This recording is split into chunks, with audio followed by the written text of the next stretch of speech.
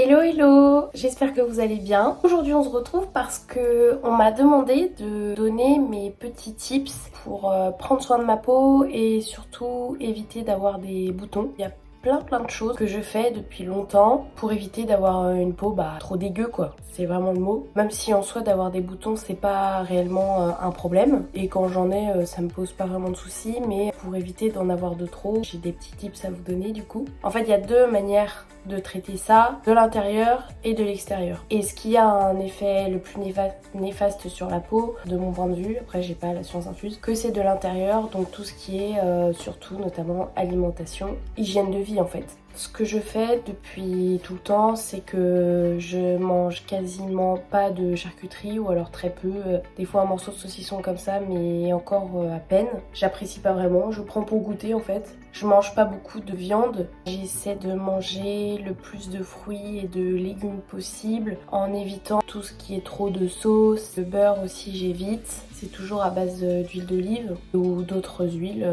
En soi, toutes les huiles végétales sont très bonnes. Tout ce qui est trop de pâte à tartiner, de bonbons, et trop sucré et trop calorique en fait. Je vois bien que dès que je mange l'hiver une raclette ou que je vais une fois au McDo, ça y est, c'est la catastrophe. J'essaie de garder ça vraiment très exceptionnellement, ça reste vraiment du plaisir et ma peau n'en garde pas trop de séquelles. Voilà, je pense que c'est à peu près ça. J'ai forcément cette obsession de prendre beaucoup soin de ma peau. Mon premier conseil, c'est de ne jamais se coucher le soir et se lever le matin sans nettoyer sa peau. Je suis incapable de me coucher en étant maquillée, ou même juste pas maquillée, mais le teint qui n'a pas été nettoyé. Et même si je rentre à 7 h du matin chez moi, je me démaquille, je ne peux pas. C'est pas possible. Psychologiquement, j'y arrive pas.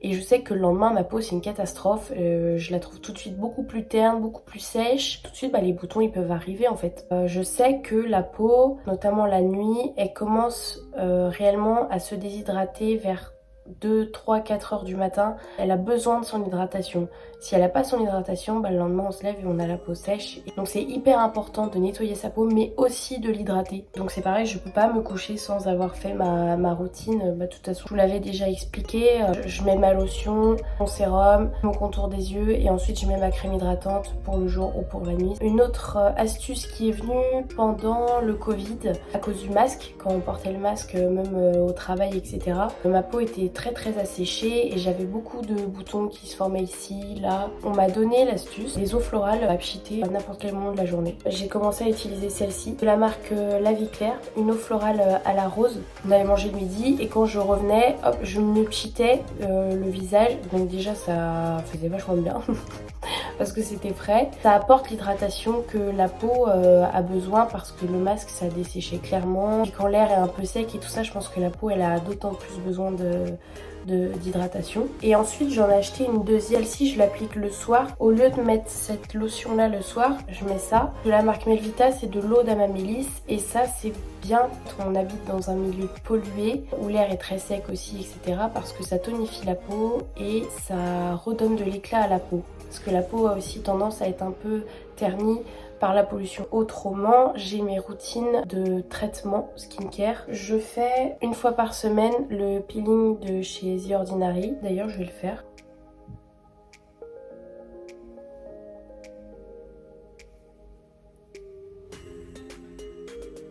La marque The Ordinary, elle est vendue Beauty Bay, maintenant c'est chez Sephora aussi. Ça coûte pas très cher. C'est le seul que j'ai testé, j'en connais pas d'autres pour le moment. On a toujours des petites imperfections sur la peau et en fait le peeling il lisse vraiment la peau. J'ai jamais vu de résultat comme ça avec un autre produit. Il floute les pores, il floute les imperfections. C'est un truc de malade. Mes imperfections, elles disparaissent, mais de dingue avec. Ce qui est recommandé, c'est de l'utiliser pas plus de 2 fois par semaine. Il faut éviter d'aller au soleil pendant une semaine après son utilisation. C'est un produit qui est assez fort et ça a tendance à dessécher la peau. Et je me rappelle la première fois que je l'ai utilisé, ça me piquait. Mais alors ça me piquait, mais c'était dingue. Et en fait, je pense que c'est pas... Bon après, je Je sais pas si c'est réel, mais je pense que c'est parce qu'ils bouffent toutes les petites impuretés, les excédents de peau en fait, de kératine. Ils mangent tous les excédents de kératine et du coup ça picore, ça picore. Enfin, moi c'est ce que je m'imagine. Par contre, vu que c'est un produit qui dessèche beaucoup la peau, je fais toujours un masque après. Soit je fais le SOS Pur de chez Clarins, donc ça c'est un soin à l'argile verte qui est purifiant. Je le fais quand je vois que ma peau elle a des excédents de sébum. Ou alors je fais le masque à l'avocat de chez Kiehl's, c'est pour rendre la peau hydratée, brillante, smooth, etc. Donc j'alterne les deux, ou alors je vois en fonction de mon besoin. Vu que le soleil agresse toujours la peau, je vais faire celui-ci. Et surtout que 2 fois de suite j'ai fait celui à l'argile, donc le peeling souvent je le fais le dimanche. Et le mercredi je fais celui-là, le gommage flocon de chez Nocibé. C'est pas des vrais grains, je sais pas comment... Le focus, tu connais mec ou pas? Il ne connaît pas le focus. Alors ça c'est parce que je ne suis pas une vraie youtubeuse. C'est pour ça. C'est des grains qui sont extrêmement doux et très fins. Je fais jamais de gommage au grain parce que je trouve que c'est un peu agressif et c'est pas conseillé. Celui-là il est vraiment bien. Du coup j'alterne entre celui-là et le peeling de chez The Ordinary. Le peeling il faut pas le laisser plus de 10 minutes parce qu'après ça commence à être trop agressif pour la peau. Dans le cas où je trouve que ma peau, même après ma routine du soir, je sens qu'elle est agressée, etc.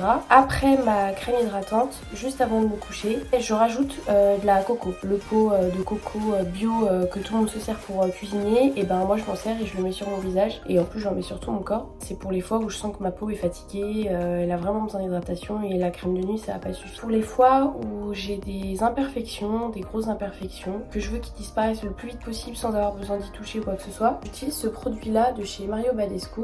C'est la Drying Lotion, c'est une poudre rose. Je trempe un coton-tige à l'intérieur et je mets le produit sur mes imperfections, sur mes boutons.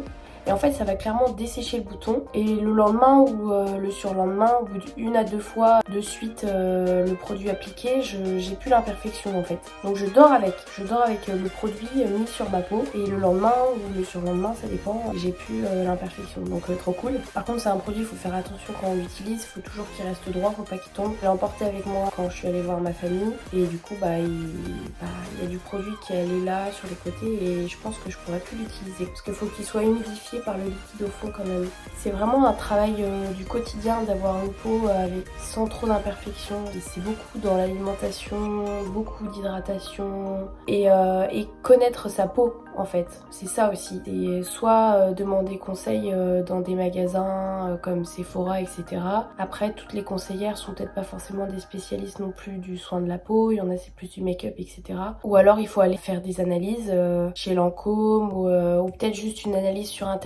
Je sais que Typologie ils font des analyses gratuites pour répondre à un questionnaire, mais ça c'est pareil, je l'ai fait et je trouve qu'il faut quand même savoir qu'est-ce que c'est une peau sèche, une peau déshydratée. Enfin, faut déjà s'y connaître, je trouve. En soi, c'est pas facile de savoir déjà le profil de notre peau. Je sais que quand j'ai fait mon analyse de Lancôme il y a 2-3 mois, je lui ai dit j'ai la peau mixte et elle m'a dit bah non, vous avez pas la peau mixte en fait, vous avez une peau normale. Parce que pour moi ma zone T elle était grasse, elle m'a dit mais non enfin vous avez pas de pores. Mais parce que aussi je fais beaucoup de routines pour lutter contre ça. Si ça se trouve, si je le faisais pas, j'aurais une peau mixte à grasse. Donc moi je vais continuer ma petite routine. Je vais faire mon masque à l'avocat. Je vous souhaite beaucoup de bonnes choses. En tout cas je vous embrasse, à la prochaine, ciao.